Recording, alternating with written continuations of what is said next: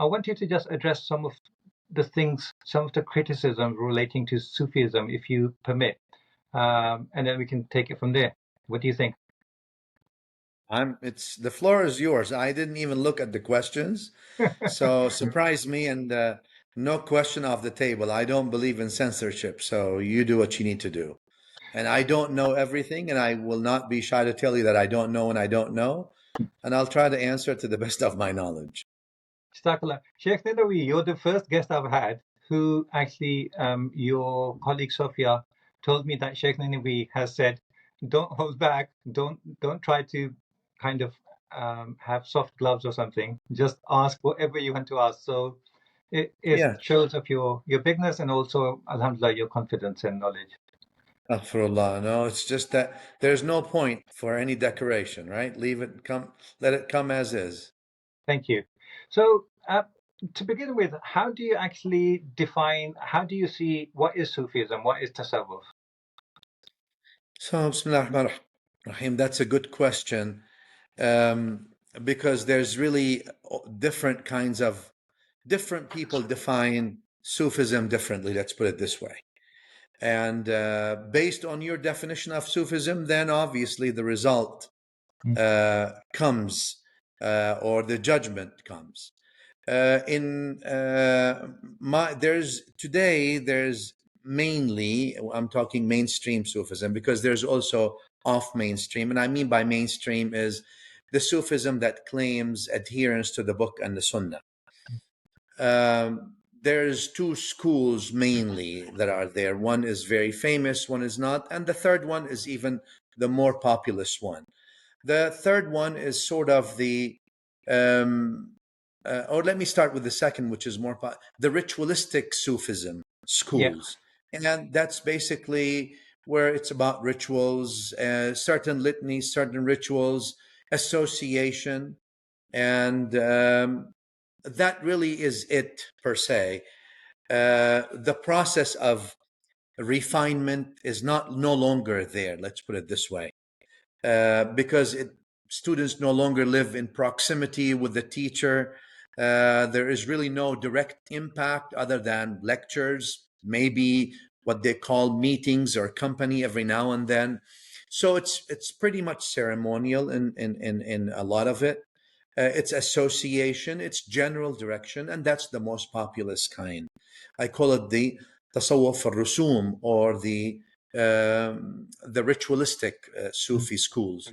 The other one is the ilmi Sufi school, or tasawwuf al-alim, and that's more sort of laying down foundation, academic approach, and that's much more sort of like what al-Dhahabi says, تصوف أهل الحديث, or the Sufis of Ahl al-Hadith, and that's a few.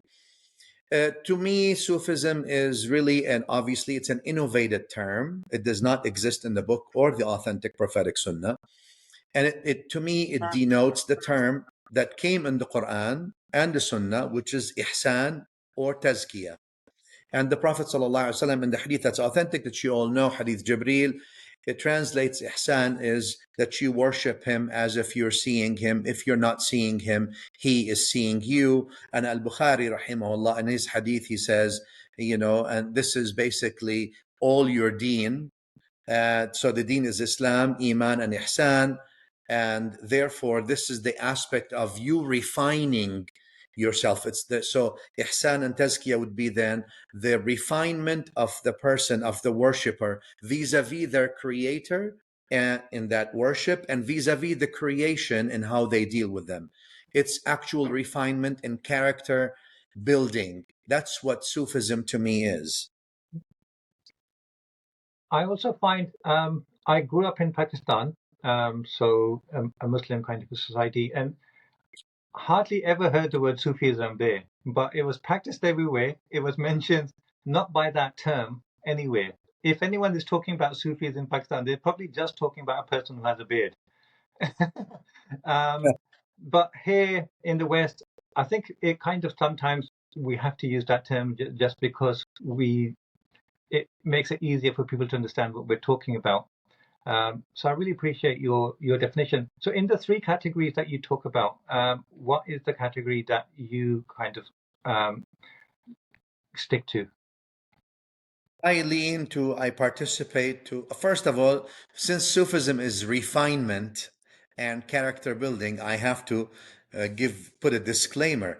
So since it's ihsan and tazkiyah, which is after Iman and Islam, ihsan, that's high. So I have to say that in that sense, then, in that definition, Sufism is an honor I cannot claim and an accusation I will not deny. With that, obviously I participate to the Tasawwuf al-Alim, or the academic Tasawwuf that's based on the book and Sunnah, or the Tasawwuf of Ahlul Hadith, or Sufiyya to Ahlul Hadith, as Al-Hafiz al-Dhahabi mentions. Now, If you that look at, doesn't mean we don't have rituals, but it yes, means that the rituals, it's much more guided by the book and the authentic Sunnah, rather than a tradition of righteous people, for example. if we look at like historic figures, is that some way maybe more closely aligned to Junaid al-Baghdadi, like the more sober Sufis that we read about in the books? Sure. When you look at Al-Junaid al-Baghdadi or Al-Harith al-Muhasibi, and Al-Harith has much more books in fact, so the manhaj or the methodology is much more clear. And then later on, Al-Ghazali, from a tazkiyah ihsan aspect, not necessarily from a hadithi aspect, in his Ihya. I think that outlines the school, but also I don't want to stop there. I want to say such as Imam Ibn Hibban, who is the author of Sahih Ibn Hibban, and he's equivalent to Al-Bukhari and Muslim, year Wow. 354 of Hijrah. I would consider him among those ulama of tazkiyah or tasawwuf, if you want to call, even though the word tasawwuf may have not been there, but actually they were. You Exactly. have many muhaddithin, Al-Kalabadi, for example, who wrote sharh on the ahadith from this. You have Al-Hafiz Al-Sulami, year 400, some, who also wrote Tabaqat al-Sufiyya, the layers or the generations of Sufis, and that's early.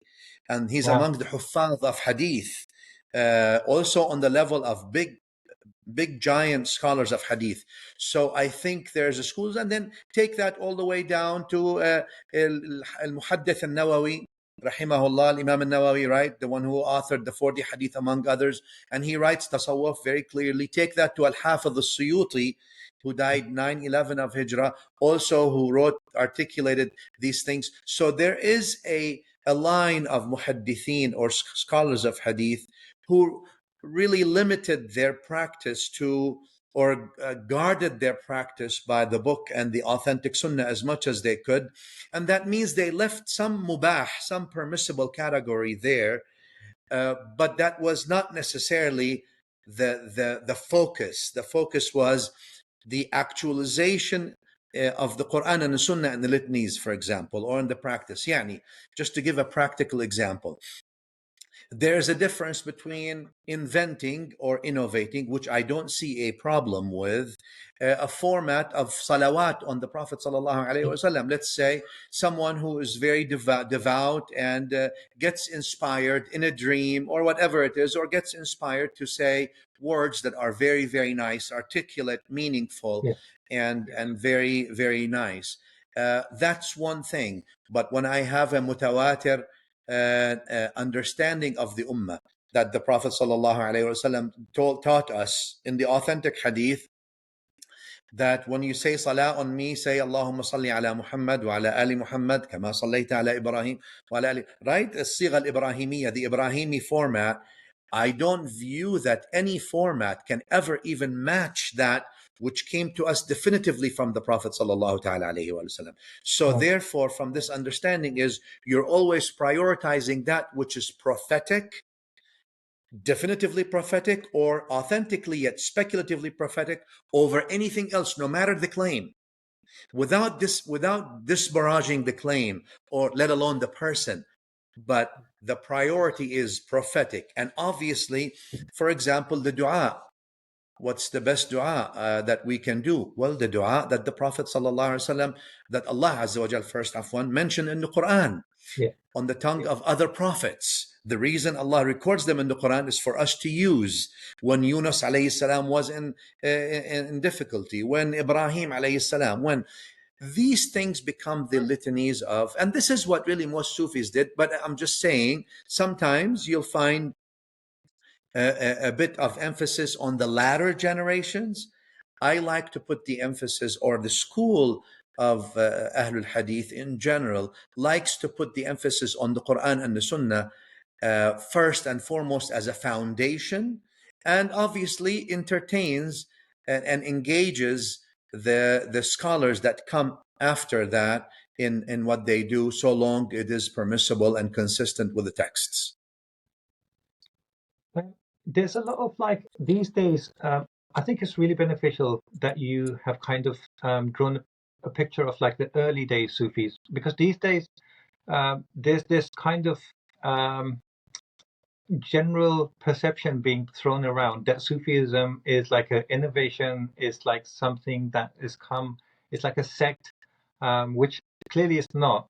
And a lot of it comes from kind of the Salafi type of understanding. And I'd like to go through some of the criticism that people have about Sufism. But before we do Yes. that, would you mind academically